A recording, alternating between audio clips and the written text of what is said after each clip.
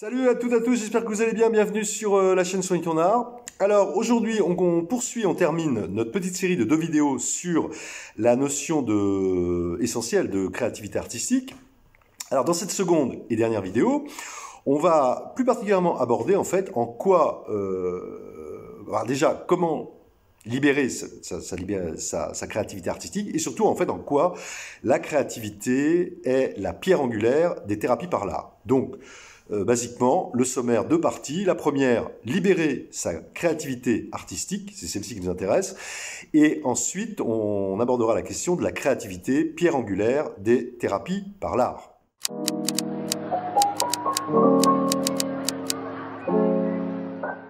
Alors, peut-être rappeler que dans la première vidéo consacrée donc à la créativité, on a vu que le concept de créativité très récent et que la créativité présente donc une fonction vitale. Ce qu'on peut dire aussi, là en introduction de cette seconde vidéo, c'est qu'en fait aujourd'hui, les notions de créativité et de processus de création sont extrêmement, on pourrait dire, développées et sont surtout, c'est intéressant, sont mises en avant dans toutes les sphères, on pourrait dire, de la société. Cependant, ces deux notions, quand on y regarde de plus près, sont très majoritairement appréhendées selon une approche, on pourrait dire, utilitariste, voire productiviste. Et que la créativité, en fait, dans le langage courant, elle est essentiellement présentée en fait comme le moyen de produire de nouvelles idées, de nouveaux concepts, de nouvelles innovations aussi, de nouveaux produits, et surtout de nouveaux objets, quoi. Et que plus encore, elle est principalement aujourd'hui analysée en fonction de l'objet créé, de la production élaborée et surtout du fait accompli.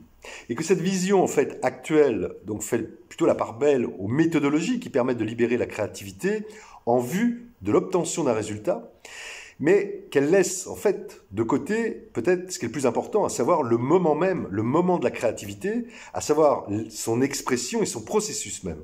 Et or, nous, ce qui nous intéresse dans le champ artistique, mais aussi dans le champ des thérapies par l'art, c'est ça, avant tout. Et c'est vraiment cet aspect-là qui est même le plus essentiel et qui donc nous intéresse le plus, parce que c'est ce processus-là qui permet, on va dire, de prendre soin de nous, mais aussi de développer nos capacités, de nous affirmer et potentiellement de nous transformer.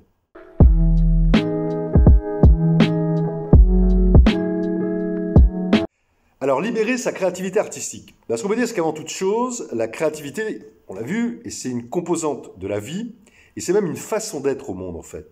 À savoir que la créativité, selon moi, doit être plutôt appréhendée comme une valeur humaine fondamentale, qu'elle est, en ce sens, un processus qui nous entraîne dans l'action de faire, et qui donc nous remet en mouvement, tant sur le plan corporel, le plan du corps, que du psychisme. Donc, corporalité et corporéité, en fait.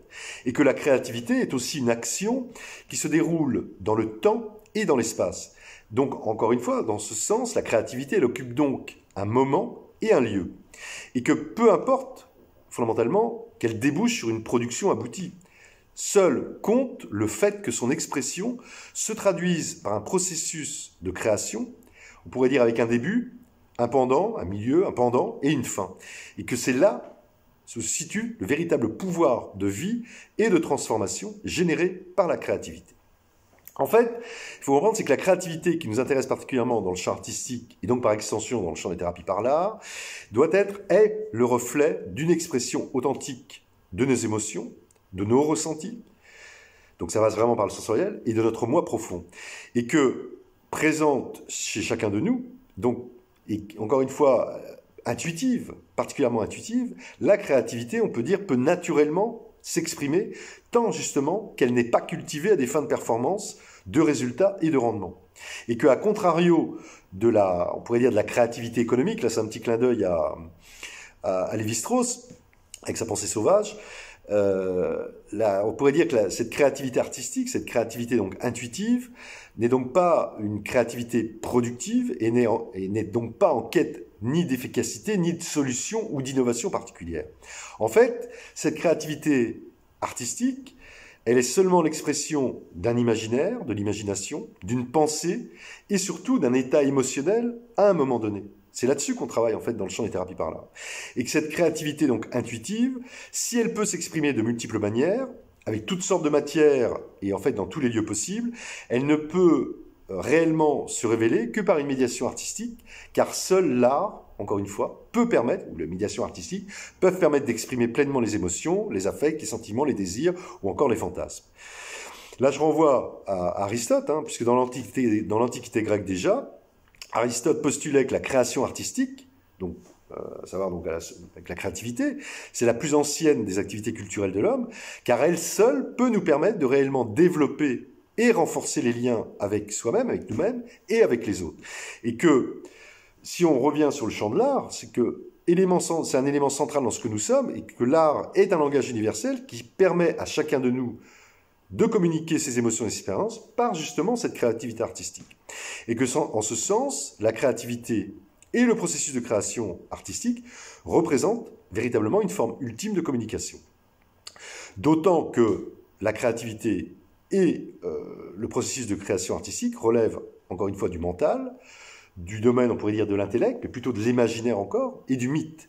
Et que là, je vais encore faire référence une nouvelle fois à William Weringer, l'historien critique d'art allemand et père de l'expressionnisme, que l'art est né de besoins psychiques pour répondre, pour satisfaire des besoins psychiques. Et que quelle que soit sa forme, l'art, ou la médiation artistique, convoque donc l'être dans son intégralité, corporelle et psychique, qu'il donne des perspectives et qui permet à l'esprit d'imaginer et d'explorer différentes sortes de réalités et différents niveaux de conscience. Et c'est ça que permet l'expression de la créativité artistique, cette créativité intuitive.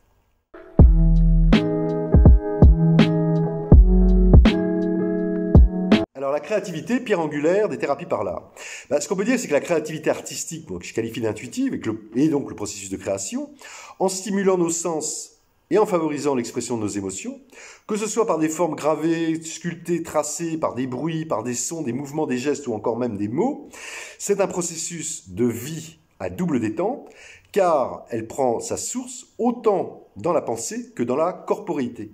Et qu'en ce sens, l'expression de la créativité artistique va passer par deux processus, on pourrait dire inextricablement reliés. À savoir, d'un côté, la capacité à se mettre en mouvement et à rentrer dans une gestuelle, à insuffler, à souffler, à inspirer aussi, y compris physiquement. Et de l'autre, la capacité à penser, à imaginer, à mentaliser.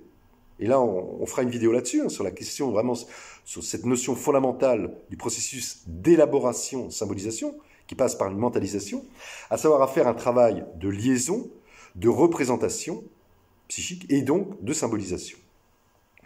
Donc ce qu'on peut dire, c'est qu'en premier lieu, la créativité artistique, elle remet donc en mouvement, elle nous engage dans le faire et nous pousse donc à redevenir acteurs. Ça, c'est vraiment essentiel, c'est vraiment crucial et c'est ce qui distingue justement par rapport à ce que je disais dans la première vidéo sur la créativité, c'est ce qui distingue cette fameuse créativité secondaire de la créativité primaire qui, elle, ne reste qu'au stade de l'idée. En second lieu, ce qu'on peut dire, c'est que cette créativité artistique, donc intuitive, elle permet de reconfigurer des images intérieures vers le monde extérieur. Et en fait, c'est ce qu'on donne à voir à soi d'abord et potentiellement aux autres ensuite. En fait, c'est le résultat d'une élaboration de nos émotions à un instant précis. Or, à partir du moment où il n'y a pas de recherche de résultats ou de performance, donc là, je renvoie à la créativité plutôt, on va dire, productiviste, économique, eh bien, cette expression-là va tendre vers une véritable forme d'authenticité et donc permettre en cela d'aller véritablement à la rencontre de son vrai soi. Dire aussi que cette créativité artistique, que je qualifie d'intuitive, ne demande aucun savoir-faire technique, aucune méthode, aucune connaissance. En fait, elle ne demande pas non plus de raisonner, mais plutôt d'être fondamentalement à l'écoute de ses sens, à l'écoute du monde qui nous entoure.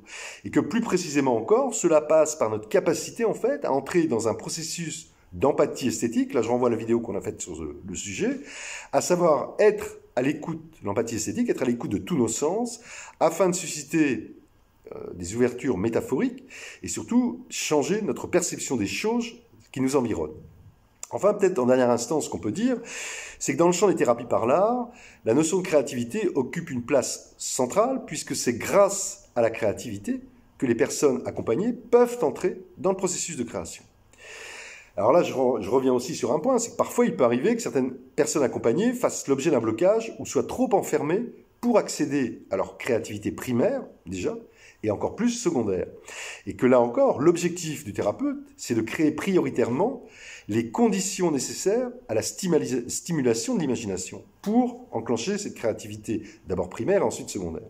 Et que là, on retrouve là l'une des fonctions, on pourrait dire essentielles du thérapeute, qui en proposant un cadre physique et psychique contenant et chaleureux, doit favoriser cette pleine conscience de l'instant présent, créer une ambiance, on va dire, propice au jeu, à la poésie, source d'ouverture métaphorique, et donc proposer des consignes ludiques ou des contraintes, on va dire, artistiques, libératoires, adaptées, pour justement remettre ce psychisme en mouvement qui va permettre de libérer cette créativité, ce qu'on appelle cette créativité secondaire, pour entrer enfin dans le processus de création.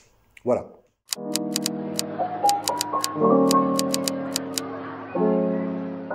Alors à lire pour cette deuxième vidéo sur la créativité, un livre incontournable de Didier Anzieux, Le corps de l'œuvre, publié en 1980. Alors lui, Didier Anzieux, on va y revenir longuement dans la prochaine vidéo qui sera au sujet du processus de création proprement dit. Autre livre de Jean Boustra, L'expression, psychothérapie et création, publié en 1996. De Bernard Chouvier, Matière à symbolisation, art, création et psychanalyse, publié en 2000. Sous la direction de Jean-Luc Sudre, de Créativité et art-thérapie en psychiatrie, publié en 2003. De Anne Brun, sous sa direction, Clinique au pluriel de la création, publié en 2007. Enfin, de Jacques Cotreau, À chacun sa créativité, Einstein, Mozart, Picasso et nous, publié en 2010. Voilà, si vous souhaitez réagir ou me contacter au sujet de cette vidéo, toutes les coordonnées comme d'habitude dans la description de la chaîne. Si vous l'avez apprécié, cette vidéo, ces deux vidéos sur la créativité, n'hésitez pas à liker, à partager, à vous abonner et surtout à cliquer sur la cloche pour être prévenu des prochaines. D'ici la prochaine vidéo qui sera sur le processus de création, proprement dit, on y arrive. D'ici là, portez-vous le mieux possible et surtout, n'oubliez pas de soigner votre art. Bye bye, à bientôt.